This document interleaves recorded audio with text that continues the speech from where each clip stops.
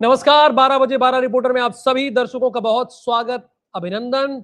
और जैसा कि जानते हैं कि आज भगवान जगन्नाथ की रथ यात्रा शुरू हो गई है और इस पावन मौके पर IBC24 डिजिटल अब टेलीविजन पर दस्तक दे रहा है। यानी मध्य प्रदेश छत्तीसगढ़ का नंबर 1 न्यूज चैनल अब उत्तर प्रदेश में पूरी मजबूती के साथ दस्तक दे रहा है। रोजाना हमारे 3 बुलेटिन होंगे, यानी दोपहर 1:30 बजे हमारा उत्तर प्रदेश से हम करेंगे श्री गणेश और शाम 5 बजे शहमात में होगी उत्तर प्रदेश की बात, यानी यूपी की बात। धारदार मुद्दों पे करेंगे बहस और फिर 10:30 बजे यूपी दिन भर की खबरों से आपको अपडेट करेंगे। तो जितने हमारे दर्शक हैं डिजिटल के, अब टेलीविजन पर भी जुड़ जाए। मैंने टाइमिंग बता दी आज से, क्योंकि आज भगवान जगन्नाथ की रथ यात्रा प्रारंभ हो रही है और इसी मौके पर हम भी आज शुरू कर रहे हैं टेलीविजन। तो आप बस ये करिए कि रथ यात्रा की बागडोर थामे रहिए और देखते रहिए IBC24। तो हमारे संवाददाता जुड़ गए, एक बार सीधे आपका परिचय करा देते हैं। अखंड प्रताप राय ये हमारे साथ जुड़े हैं राजधानी लखनऊ से, आदर्श गुप्ता हरदोई से और सुशील कुमार CM सिटी यानी गोरखपुर से हमारे साथ जुड़े हुए हैं। जावेद खान ताजंगली आगरा से जुड़े हुए हैं। जितेंद्र हमारे साथ जुड़े हुए हैं बस्ती से और इंद्रवीर सिंह हमारे साथ जुड़े हैं रायबरेली से। इनसे जानकारी लेंगे। लेकिन जौहर विश्वविद्यालय में ध्वस्तीकरण का आदेश आ गया है, 34 इमारतों को ध्वस्त करने का आदेश आ गया है और लगातार ये कार्रवाई जारी है। उत्तर प्रदेश में जितनी इनलीगल इमारतें खड़ी की गई हैं, काली कमाई से इमारतें खड़ी की गई हैं, उन पर सूबे की सरकार यानी योगी आदित्यनाथ लगातार एक्शन पर एक्शन ले रहे हैं। इसी कड़ी में आपको वहां के जिलाधिकारी कह क्या रहे हैं, जरा एक बार आपको बात सुनाते हैं, फिर अपने संवाददाताओं से सीधी बात करेंगे।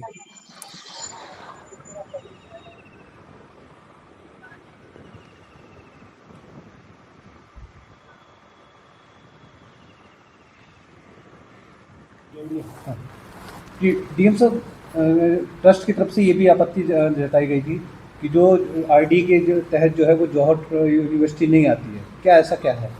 देखिए, ये जो विश्वविद्यालय के भवन है ये ग्राम सिंगनखेड़ा में निर्मित हैं और 2024 से आरडीए के जुरिस्डिक्शन के अंतर्गत ये क्षेत्र आया है। उससे पहले जिला पंचायत के जुरिस्डिक्शन में ये क्षेत्र था।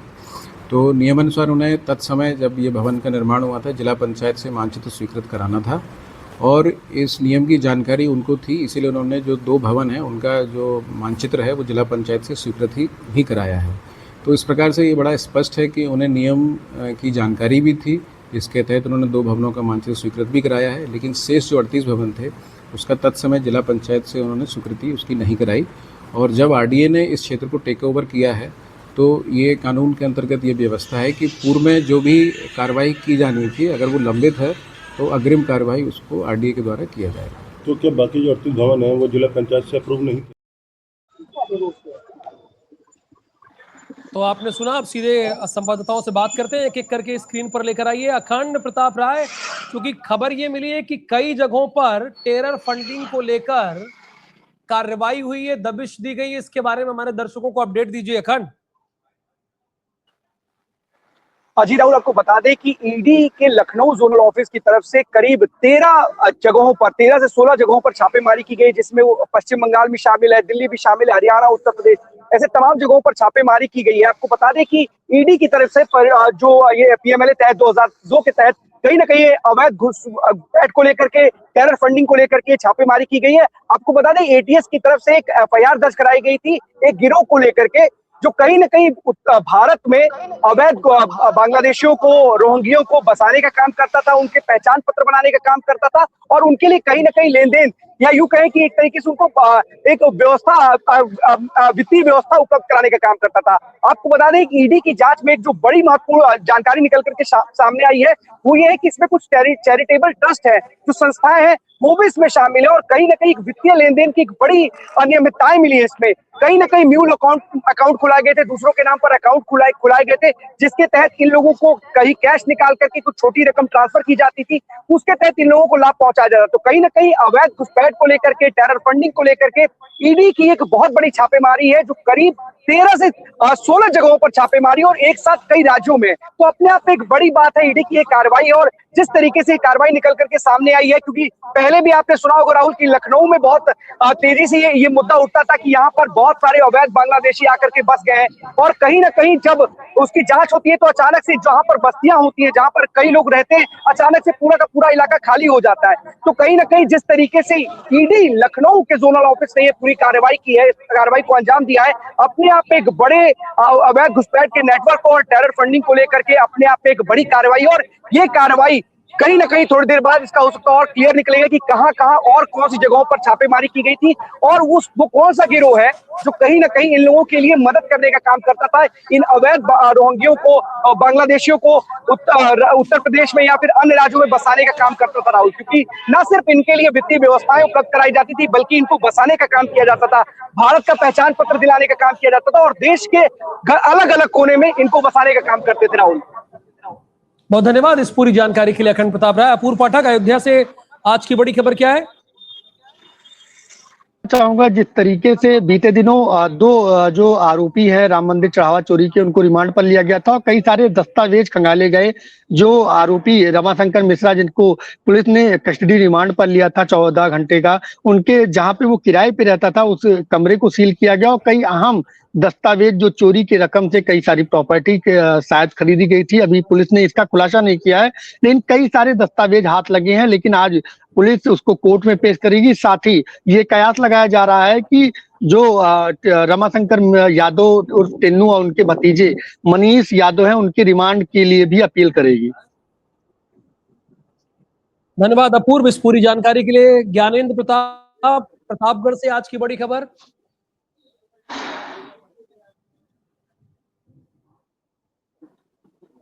नाम है, लेकिन एक उनके नाम के आगे चैंपियन लग चुका है। फिलहाल रघुराज प्रताप सिंह राजा भैया ने दिल्ली में एक ज्ञानेंद्र, आपको आवाज आ रही है? आप प्लीज बिल्कुल, कंटिन्यू। क्या आप मेरी आवाज बिल्कुल देखिए, रघुराज प्रताप सिंह राजा भैया खुद एक नाम है और कहा जाता है कि हथियारों के काफी बड़े शौकीन है। लेकिन राजा भैया खुद अब जो है स्टेट चैंपियन हो चुके हैं। दिल्ली में आयोजित स्टेट शूटिंग चैंपियन में कांस्य पदक उन्होंने जीता है। और एक तरीके से कहा जाए तो रघुराज प्रताप सिंह राजा भैया राइफल एसोसिएशन के लाइफ टाइम मेंबर भी हैं। उनके दोनों पुत्र इस राइफल एसोसिएशन में लाइफ टाइम मेंबर बन चुके हैं। तो राजा भैया ने कांस्य पदक जीता है। प्रतापगढ़ में खुशी का माहौल है और खासतौर पर कुंडा में एक खुशी का माहौल है। दूसरी बड़ी खबर की बात करते चले तो राजा आपको याद होगा कि 2012 ज्ञानेंद्र सुनिए ना, बढ़िया बात है राजा भैया कांस्य पदक जीते हैं, लेकिन कम से कम सड़क तो बनवा। इतने साल से विधायक है, अनंत वर्षों से विधायक है, कब से विधायक है पता नहीं, 93 से रिकॉर्ड है। लाल गोपालगंज के साइड चले जाइए, सड़क की बद से बदतर स्थिति है, उसको बनवा दे। विधायक है माननीय, 1 लाख वोट से जीतते हैं। पिछली बार तो क्या हुआ तो सब आपने देखा था, है ना? तो रघुराज प्रताप सिंह अच्छे विधायक है, लेकिन करवाए ना तो कांस्य पदक पाए तो हम लोग प्रशंसा करेंगे। बड़ी अच्छी बात है, बड़ी बढ़िया बात है कांस्य पदक पाए। सड़क वड़क बनवाइए राजा भैया, विकास कीजिए। रामायण अगर आप लिखे हैं अपने आवास के बाहर, उसको निभाइए भी ना, करके भी दिखाइए, विकास कीजिए। पुरानी पॉलिटिक्स भूल जाइए, ये योगी आदित्यनाथ की सरकार है। कंटिन्यू। बिल्कुल देखिए, आपको एक मंत्री याद होंगे राजा राम पांडे, जो कि 2012 से लेकर के 17 तक जो है विश्वनाथगंज से विधायक थे। और उन्होंने एक बयान सुल्तानपुर में दिया था कि बिल्कुल राजा राम पांडे के पुत्र जो कि संजय पांडे हैं, उनके समेत जो है 9 लोगों के ऊपर धोखाधड़ी का मुकदमा दर्ज हुआ, जो कि सपा नेता है। और 2022 में निर्दलीय सपा से टिकट मिलने के बाद टिकट काट दिया गया था। वो निर्दलीय विश्वनाथगंज विधानसभा से चुनाव लड़े थे, तकरीबन 32,000 के आसपास वोट भी पाए थे। लेकिन उनके पुत्र स्वर्गीय राजा राम पांडे के पुत्र के ऊपर 9 लोगों के ऊपर धोखाधड़ी का मुकदमा दर्ज किया गया है और फिलहाल अभी जांच चल रही है। जब हमने सुबह संजय पांडे से बात करने का प्रयास किया तो उन्होंने अभी इस पूरे मामले पे कोई भी सफाई देने का बात नहीं कही है। साफ तौर पे 2011 का मामला है, धोखाधड़ी का मामला जो चल रहा है। 15 बिस्वा जमीन शहर के बीचों बीच में उस पे गोदाम बनाया गया था। 2011 तक जो जिसने मुकदमा लिखाया है तो उसका दिख रहा था, लेकिन उसके बाद से खतौनी पे उसका नाम कट गया है। 2011 के बाद से 2026 में आकर के उसका FIR दर्ज हुई है। फिलहाल आगे क्या कार्रवाई की जाएगी ये देखने वाली बात होगी। राहुल, धन्यवाद ज्ञानेंद्र प्रताप इस पूरी इंफॉर्मेशन के लिए। इंद्रवीर सिंह, आप पुलिस अधीक्षक कार्यालय के बाहर खड़े हुए हैं, क्या खबर है यहाँ से? एसपी ऑफिस राहुल देखिए, बिल्कुल बिल्कुल राहुल, मैं एसपी ऑफिस के ठीक बाहर हूँ और खबर यह है कि रायबरेली जिले में कल से जो है एक अलग माहौल चल रहा है और देर रात अगर मैं बात करूँ 11 बजे तक रायबरेली जिले के जितने प्राइवेट डॉक्टर हैं इन्होंने शहीद चौक पर पहुंचकर धरना प्रदर्शन किया है। और बड़े स्तर पर धरना प्रदर्शन क्यों किया मैं आपको बता दूं, जून में डिस्ट्रिक्ट प्रतापगढ़ के रहने वाले बॉर्डर रायबरेली और प्रतापगढ़ का बॉर्डर है, वहां एक गांव पड़ता है बोधी सिंह का पड़वा, वहां के एक व्यक्ति है शरद सिंह, इनकी बिटिया बीमार होती है, टॉन्सिल का ऑपरेशन होता है। इस टॉन्सिल के ऑपरेशन में स्वास्थ्य नर्सिंग होम है जो कि बिना लाइसेंस रायबरेली में सीएमओ ऑफिस के बगल में नाक के नीचे चलाया जा रहा था, पहली चीज। दूसरी चीज, जब टॉन्सिल का ऑपरेशन होता है, टॉन्सिल का ऑपरेशन के बाद राहुल मैं बहुत जल्दी खत्म करने की कोशिश करूंगा लेकिन 2 मिनट चाहिए आपसे, क्योंकि जिस तरीके से ये खबर आई, इस बिटिया का ऑपरेशन होता है टॉन्सिल का, टॉन्सिल के बाद डॉक्टर निशांत एक बगल में इनका अपना खुद का नर्सिंग होम है, ये और अमित सिंह, इन दोनों ने अमित सिंह ने ऑपरेट किया, डॉक्टर निशांत ने भी उनको केयर किया।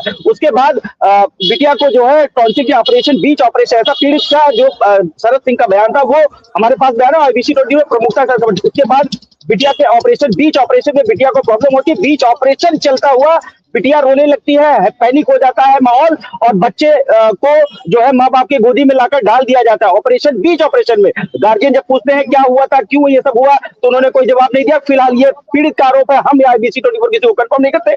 लेकिन उसके बाद जब मामले ने तूल पकड़ना शुरू किया, यहाँ से अपोलो लखनऊ गए, बिटिया एडमिट हुई।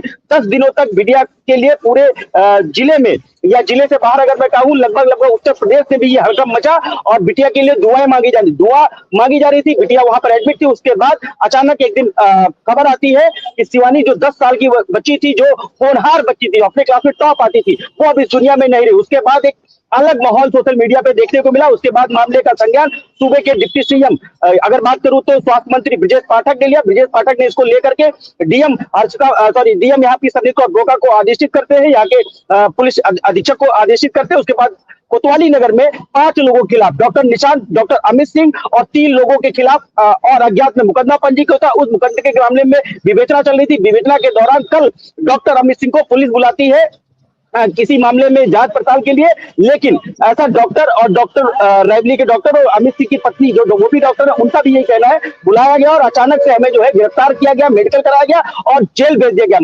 माननीय न्यायालय भेजा गया। माननीय न्यायालय ने कुछ क्रॉस क्वेश्चन पूछे, शायद उसमें उनका जवाब सही था या नहीं था, I have no idea, but इनको उस समय माननीय न्यायालय ने भी 14 दिन के रिमांड में भेज दिया और एक बड़े हॉस्पिटल के डॉक्टर को जब रिमांड में भेज दिया गया तो वो जेल चले गए। जेल जाने के बाद दूसरा माहौल देखने को मिला। जब FIR दर्ज हुई, बड़ा सवाल ये भी है कि जब FIR दर्ज हुई तो तब IMA इंडियन मेडिकल एसोसिएशन है जो कि रायबरेली के जितने प्राइवेट डॉक्टर हैं, उनका एक बड़ा ये बैनर है। उस बैनर के तले शहीद चौक पर रायबरेली के धरना प्रदर्शन होता है और रात 11 बजे तक चलता है, जहां पर additional SP Alok Singh, CO और सिटी मजिस्ट्रेट तमाम सारे अधिकारी भी जाते हैं। लेकिन ये धरना 11 बजे रात कर, आज सुबह ये सब पुलिस अधीक्षक रवि कुमार से मिलने आए हैं। मिलकर के इन्होंने ज्ञापन दिया है कि ये गिरफ्तारी जो हुई है, ये गलत गिरफ्तारी हुई है। तो तमाम सारे सवाल पुलिस के ऊपर लगाए गए हैं और आज अब उसको लेकर के गुरुवार को, मतलब यानी कि आज इन डॉक्टरों ने जिले भर की जितने प्राइवेट अस्पताल है, नर्सिंग होम है, इन सबको बंद रखा है और इस मांग इनकी ये है कि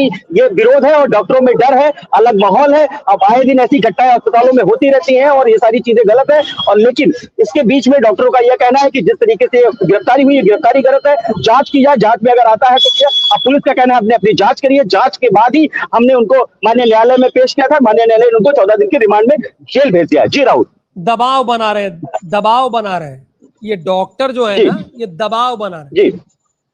ये दबाव वाला काम चलेगा नहीं, काम कीजिए। बहुत धन्यवाद। एक बार सारे रिपोर्टर को शंकर जी स्क्रीन पर लेकर आइए, जो जो ग्राउंड पे हो। सुशील कुमार से अगली बार बात होगी मेरी। सुशील कुमार है, आदर्श गुप्ता है, हमारे साथ जावेद खान है ताजनगरी से, जितेंद्र है बस्ती से, रोहित तिवारी हमीरपुर से, अमित कुमार हमारे साथ है, अनिल संभल से है, राजकुमार है। इन सारे संवाददाताओं को स्क्रीन पर लेकर आइए। देखिए भैया, आप लोग जुड़ गए हैं सर मुझको लाइव ले पहले। अच्छा, आदर्श गुप्ता कह रहे हैं कि मुझे लाइव ले लीजिए पहले। ले लूंगा सुशील कुमार के बाद। एक इंफॉर्मेशन है, डिजिटल पे पिछले 3 साल से हम लोग चल रहे हैं 12 बजे 12 खबर। टेलीविजन पर आज से सुनिए, जहां जहां आप लोग मौजूद हैं, टेलीविजन पर आपके पास इंफॉर्मेशन पहुंच गई। 1:30 बजे हमारा उत्तर प्रदेश, 5 बजे यूपी की बात शहमाद, और 10:30 बजे यूपी दिन भर, उत्तर प्रदेश दिन भर। ये 3 बुलेटिन हम शुरू करने जा रहे हैं। यानी डिजिटल पे हमारी मजबूत पकड़ तो है ही, अब टीवी पे हम दस्तक देने जा रहे हैं। और आप ही लोग के भरोसे, जैसे मध्य प्रदेश छत्तीसगढ़ में नंबर 1 न्यूज चैनल है, वैसे उत्तर प्रदेश में बनाना है। 3 महीने के अंदर बताना है पत्रकारिता क्या होता है। सुना, बताइए सुशील जी, अब एक एक करके जी देखिए राहुल, जल्दी। राहुल जी आज बिल्कुल राहुल, आज हम अगर बात करें सबसे बड़ी खबर गोरखपुर की, तो लगातार जो मौसम परिवर्तन हुआ है वो कहीं ना कहीं लोगों के लिए परेशानी का सबब बन गया है। और जिस तरीके से रात भर बारिश हो रही है और सवेरे थोड़ा मौसम खुल रहा है, उसका आलम ये है कि आप तस्वीरें मेरे पीछे देखेंगे कि किस तरह से सड़कें जो है गड्ढों में पूरी तरह से तब्दील आपको नजर आ रही है।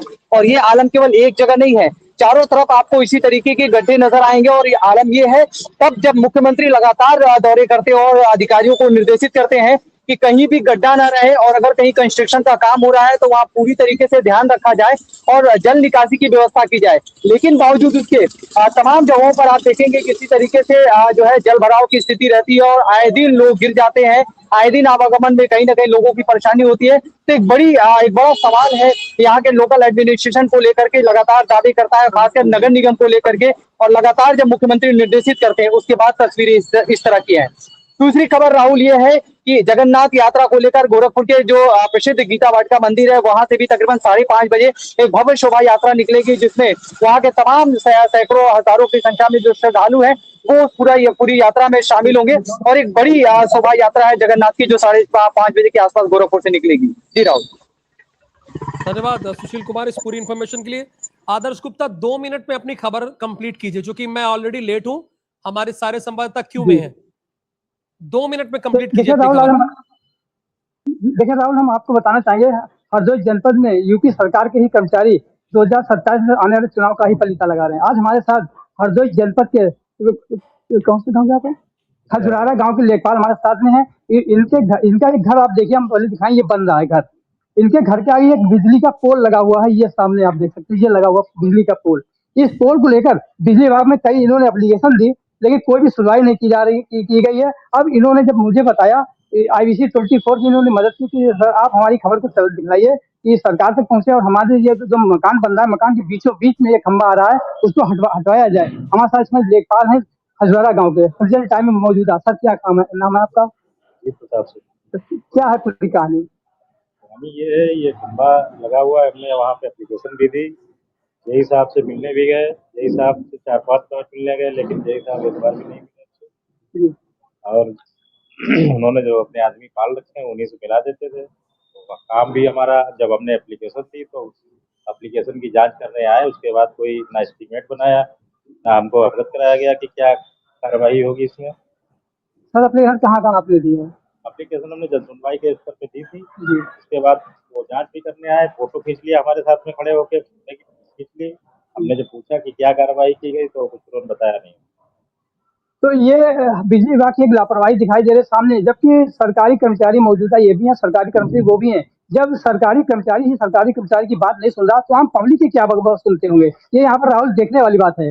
जबकि ये खंबा, हम फिर एक बार रिपीट करेंगे, खंबा दिखा, ये इनका मकान है, मकान के बीचों बीच मजबूरी में पूरा खंबा छज्जे के ऊपर निकाल दिया है, जब खंबा हटाया नहीं गया।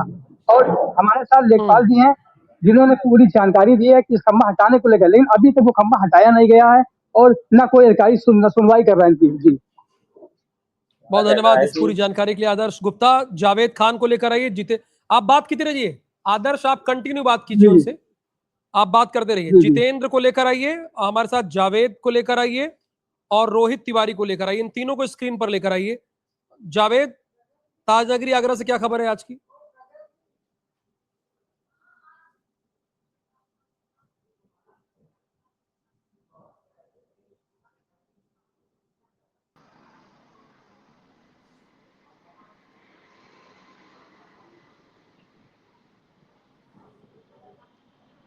जावेद, आपको आवाज आ रही है? चलिए आपसे बात करेंगे थोड़ी देर में। जितेंद्र, बस्ती से क्या खबर है आज की? बिल्कुल, बस्ती से बड़ी खबर की बात की जाए, जिस तरीके से कप्तानगंज और रुधौली दोनों विधानसभा में जिस तरह के वहाँ के जो ग्रामीण उनका साफ कहना है, क्योंकि सरकारें तमाम आई और चली गई। वर्तमान समय में समाजवादी पार्टी के विधायक है, समाजवादी पार्टी की जो सांसद है, दोनों विधानसभा में समाजवादी पार्टी के विधायक, लेकिन जो ग्रामीण है वहाँ के पुल के लिए वो दशकों से इंतजार करते हुए नजर आए, क्योंकि ग्रामीणों का साफ कहना है कि लगभग 1 दर्जन से ज्यादा की आबादी वाला क्षेत्र है वहाँ पे, और लोगों को आने जाने के लिए वो पुल है, या तो उनको वहां से 30 से 35 किलोमीटर की दूरी तय करते हुए मुख्यालय आना पड़ता है। लेकिन उनका साफ कहना है कि इस पुल की वजह से ना होने की वजह से ग्रामीणों को दिक्कत होती है। बरसात के समय में भी काफी समस्याओं का सामना पड़ता है। ग्रामीण जो ये पुल जुगाड़ है, यानी वो स्वयं उस पुल को बनाते हैं, बरसात में जो कि बह जाता है, और जो बच्चे भी हैं स्कूल भी उसी रास्ते से आते जाते हैं। फिलहाल जो वहाँ के दोनों विधायक है उनसे बात की गई, उन्होंने बताया कि इस बारे में पत्राचार कई बार किया गया, लेकिन अभी तक कोई पुख्ता मुहैया की बात की जाए तो शासन और प्रशासन की तरफ से नहीं किया। लेकिन जो ग्रामीण है उनका साफ कहना है कि सरकार तमाम आई और चली गई, लेकिन पुल और रास्ता जस का तस बना हुआ है। राहुल, दोनों विधायक क्या आरती उतारने के लिए है क्या? क्षेत्र भी नहीं बचा है चुनाव, जनता आरती उतार लेगी आप लोगों को, समझ लीजिए। महोदय, जनता उतार लेगी आरती, फिर पछताते रह जाएंगे। इसलिए काम कर लीजिए। क्या खबर है हमीरपुर से रोहित? बिल्कुल राहुल, देखिए बताना चाहूंगा, जनपद हमीरपुर के राठ कोतवाली क्षेत्र के नहर बाईपास के पास सड़क किनारे एक युवक का शव मिला है। शव मिलने से क्षेत्र में सनसनी फैल गई है। हालांकि राहगीरों ने जब पुलिस को सूचना दी, पुलिस मौके पर पहुंची। शव की शिनाख्त के प्रयास किए जा रहे हैं और लगातार पुलिस अब इस पर जुटी हुई है। राहुल, धन्यवाद रोहित कुमार इस पूरी जानकारी के लिए। अनिल, अमित, जावेद, एसपी सिंह बघेल, इन सभी को स्क्रीन पर लेकर आइए। क्या खबर है संभल से अनिल? जी राहुल, अगर संभल की बात करें तो संभल में जो असमोली थाना क्षेत्र है, जो मड़न चौकी का एरिया है, जहां पर ईदगाह को ध्वस्तीकरण किया गया था, वहीं पर पुलिस की चेक पोस्टिंग चल रही थी। तो होता क्या है, वहां पर पुलिस की चेक पोस्टिंग के दौरान एक जो बदमाश हैं, जो वांछित अपराधी थे, वो गुजरते हैं और पुलिस उनकी तलाश में थी। जब उनसे चेकिंग के लिए उनको रोका जाता है तो हड़बड़ी में भागते हैं, और इसी बीच पुलिस और उन गौ तस्करों के बीच में मुठभेड़ होती है, जिसमें एक जो नामी बदमाश था उसके पैर में गोली लगती है और घायल हो जाता है। और वहीं उस हमले में बदमाशों और पुलिस के बीच जो मुठभेड़ होती है, उसमें जो असमोली थाने के एसएचओ हैं मोहित चौधरी, वह भी घायल होते हैं, और दो जो आरोपी थे वो भागने में कामयाब होते हैं। फिलहाल दोनों की तलाश जारी है, और जो पुलिस एसएचओ हैं मोहित चौधरी और जो अपराधी हैं, दोनों को जिला अस्पताल में जो भर्ती किया गया है। राहुल, धन्यवाद पूरी जानकारी के लिए। जावेद, आपको आवाज आ रही है क्या? मैं एक बार और आपको बोला था लेकिन आवाज सुनाई नहीं दिया शायद। आपको आवाज आ रही जावेद? जी राहुल, जी राहुल, हाँ बताइए बताइए। देखिए आगरा की बात करें तो आगरा से बड़ी खबर यह है कि क्योंकि 2-3 दिन पहले अभी जो आगरा में आगरा कैंट रेलवे स्टेशन पर मामला हुआ था आरपीएफ और रेलवे अधिकारियों के बीच में, उसमें जीआरपी थाने में मुकदमा दर्ज किया गया था और जीआरपी पुलिस ने बड़ी कार्रवाई की है। मामला क्या था, स्टेशन मास्टर और आरपीएफ के बीच मारपीट का मामला सामने आया था, जिसमें स्टेशन मास्टर को आरपीएफ के जो कांस्टेबल है वो मारपीट करते हुए वीडियो में वायरल हुए थे। उसके बाद में जब आरपीएफ के 4 कांस्टेबल और एक दरोगा को निलंबित भी कर दिया गया था। उसके बाद जब डीआरएम ने एक जांच कमेटी गठित की थी, उसकी जांच भी चल रही है, लेकिन इन दोनों के बीच में कुछ बारीक जो तत्व थे वो भी इसमें शामिल थे, क्योंकि आगरा कैंट रेलवे स्टेशन पर बड़ी संख्या में टैक्सी ड्राइवर जो है वो भी आगरा कैंट रेलवे स्टेशन पर सुबह पहुंच जाते हैं, क्योंकि शताब्दी एक्सप्रेस, गतिमान एक्सप्रेस और वंदे भारत जैसी बड़ी गाड़ियां जो आती हैं जिनसे पर्यटक आते हैं, उनको वहां पर देखने के लिए आगरा कैंट रेलवे स्टेशन पर पहुंच जाते हैं। और वही लोग दोनों के विवाद के बीच में पहुंच गए थे और आरपीएफ का साथ दे रहे थे। इसके चलते वो लोग भी वायरल हुए थे वीडियो के अंदर, जिनके ऊपर जांच चल रही थी और जिनके ऊपर मुकदमा भी पंजीकृत किया गया था। जीआरपी पुलिस ने बड़ी कार्रवाई की है, 3 आरोपियों को आगे जीआरपी पुलिस ने गिरफ्तार किया है और तीनों को जेल भेज दिया है। बाकी अभी 2 आरोपी और फरार चले हैं, उन पर भी तलाश जारी है और जो आरपीएफ की जो कांस्टेबल है उनकी भी अभी जांच चल रही है। जी राहुल, इसका आगे भी अपडेट दीजिएगा। बहुत धन्यवाद जावेद इस पूरी जानकारी के लिए। अमित कुमार, क्या खबर है आपके जिले से?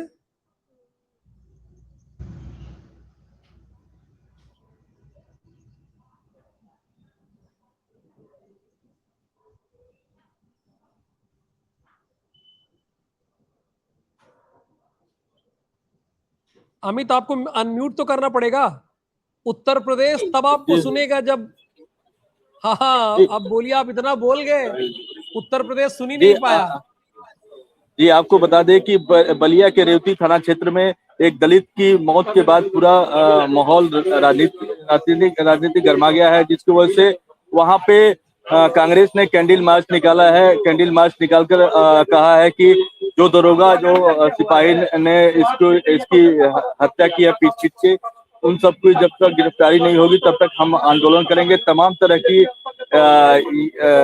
एलिगेशन लगाए हैं कि जो गरीब व्यक्ति है उसकी जिस तरह से पिटाई की गई है, उसकी मौत हुई। कई सवाल खड़ा कर रहा है कि जो यहाँ के जो प्रशासन है, कहीं ना कहीं प्रशासन के लोग बर्बरता कर रहे हैं जो आम गरीब लोगों के साथ, जिसकी वजह से उसकी मौत हुई है। ये कहाँ का मामला है? ये रेवती थाना क्षेत्र का मामला है। वहाँ पे एक दलित कामजी गौड़ का हत्या हुई थी पुलिस कस्टडी में। इसको लेकर कई सवाल खड़ा हुआ है इस मामले को लेकर। तो अब तक क्या हुआ इस पूरे मामले में? इस मामले में केवल एफआईआर हुई है, अब तक कोई पुलिस वाला गिरफ्तार नहीं हुआ है। इसको लेकर कांग्रेस से लेकर तमाम पार्टी। एफआईआर में किनके नाम है? इसमें 6 पुलिसकर्मी समेत और यहाँ के प्रधान सबका नाम है। 6 पुलिसकर्मियों के नाम है ना बाकायदा? हाँ जी, पुलिसकर्मी तो समेत प्रधान, हाँ एसआई और तो ये कहाँ भागे हैं? ये सब ये भाग गए क्या पुलिसकर्मी? हाँ गिरफ्तारी नहीं हुई है इसको लेकर। हाँ, इनकी गिरफ्तारी नहीं हुई, इसकी गिरफ्तारी की मांग की जा रही है। एक मिनट बताइए, ये कितने दिन का मामला हो गया? ये 3 दिन पहले है। इसको लेकर पूरा एसपी ने कोई, ये जो भगौड़े पुलिसकर्मी है भाग गए जो, उनके खिलाफ एसपी ने कोई एसआईटी बनाई, कोई टीम बनाई? पुलिस तो कह रही टीम बनाई है, लेकिन कोई गिरफ्तारी नहीं हुई अब तक। कितने दलों की टीम है, कुछ पता चला? 2 टीम बनाई गई है। दोनों टीम अलग अलग क्षेत्रों में उनको तलाश कर रही है। सुनिए अमित कुमार, ये मामला टाल रहे हैं ये लोग, बहुत तेज हैं ये पुलिस वाले, बड़े तेज हैं। आप पत्रकार हैं, जरा फॉलो कीजिएगा, पूछिएगा कि जो टीम बनाई आपने उसके जो प्रभारी है उनका नंबर दीजिए, है ना? 2 टीम बताया गया है ना, तो हम लोग पत्रकार हैं, एक कदम आगे रहते हैं पुलिस से। तो जो 2 टीम है उनसे बोलिए कि जरा प्रभारियों का नंबर दीजिए तो, और उनसे पूछिए कहां तक जांच पड़े, कहां दबिश देने गए, कहां नहीं पकड़ने गए, कहीं मामला विभागीय दबाने की कोशिश तो नहीं कर रहे हैं? ये जरा देखिए। इसी को लेकर कैंडल मार्च में तमाम तरह के लोग इसके विरोध कर रहे हैं अपने अपने तरीकों से। ठीक है, आप फॉलो कीजिएगा स्टोरी को ना अमित, ठीक है? फॉलो करेंगे जी। और एक जानकारी है कि नहीं आपको, टीवी पर हम लोग आज से दस्तक दे रहे हैं, जी, है ना? टाइम मैं बता रहा हूं आपको, 1:30 बजे, यानी अभी 12:34 हो रहा है, 1 घंटे बाद 5 बजे और 10:30 बजे, ठीक है? बहुत धन्यवाद अमित जी। आप एसपी सिंह जी बताइए, सुल्तानपुर से क्या खबर है? सुल्तानपुर जनपद में राहुल आपको बताते चले, नगर पालिका का क्षेत्र है, वहां जो थोड़ी सी बरसात होने पर जलभराव की समस्याएं होती रहती हैं। मुख्य जितने भी मोहल्ले हैं, जैसे शास्त्री नगर हुआ, विवेक नगर हुआ, आवास विकास कॉलोनी हुई, पानी का जलभराव ऐसा है कि छोटे छोटे बच्चे भी बेचारे उनको शूज पहन के निकलना होता है, तो बेचारे हाथों में जूता ले करके बाहर निकलते हैं।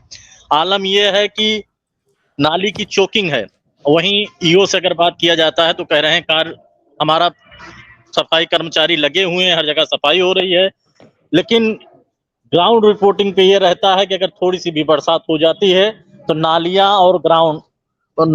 और जितने भी मोहल्ले के मुख्य मार्ग हैं वो तो जाने दीजिए, लेकिन और भी जो गलियां हैं मोहल्ले की, वो सब चारों तरफ से चोकिंग है। नाला भी इनका चौक है और उसमें एक हनुमान घाट बनाया जा रहा है सुल्तानपुर जनपद में। आपको दर्शकों को बताते चले, गोमती के जस्ट किनारे, लेकिन वहां भी अनियमितताएं देखने को मिली। पीले ईंट से जो है हनुमान घाट का वहीं पर हो रहा है। वहीं आप पिछले कल की ही डेट में बताएं, उसी के पास में जो आपका नजुल की जमीन भी कब्जा हो रही, जो आपको कल हमने अपडेट दिया था, उसी से थोड़ा ही आगे ही हनुमान घाट का निर्माण हो रहा है, लेकिन वहां भी निर्माण में अनियमितताएं सिविल नगर पालिका की आ रही है। उनसे अगर बात करने की फोन पे अगर कोशिश की गई तो फोन कई बार नहीं उठाए और कहते हैं कि हम काम बहुत बढ़िया करा रहे हैं, लेकिन वहां की मौजूदा हालत ये है कि खराब मटेरियल और पीले ईंट से वहां की जुड़ाई हो रही है। स्थिति अब ये नगर पालिका का हाल ही देख लीजिए, पीछे झाड़ियां बनी रहती हैं, हर जगह पे झाड़ियां रहती हैं। इनके मोहल्ले में साफ सफाई कहते रहते हैं बहुत बढ़िया साफ सफाई है, लेकिन ये झाड़ियां में तब्दील रहता है। ये सुल्तानपुर की हकीकत है, आप देख लीजिए। ठीक है, अब बहुत काबिल तारीफ रिपोर्टिंग एसपी सिंह जी आपका, लेकिन चूंकि समय का अभाव इसलिए मैं धन्यवाद करता हूं और अपने दर्शकों को एक बार फिर इंफॉर्म कर रहा हूं, आज से मध्य प्रदेश छत्तीसगढ़ का number 1 news channel IBC 24 television पे दस्तक देने जा रहा है 1:30 बजे, 5 बजे और 10:30 बजे। आप हमारे साथ जरूर जुड़िए। नमस्कार, जय जगन्नाथ। अवध की राजनीति, बुंदेलखंड की सियासत, पूर्वांचल की पंचायती, पश्चिम की हर बात, ब्रज के जज्बात, हर मुद्दे पर निगाह, हर खबर पर नजर, 3 बुलेटिन, पूरा उत्तर प्रदेश।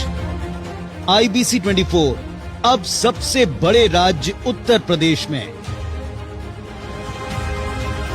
क्योंकि सवाल आपका है,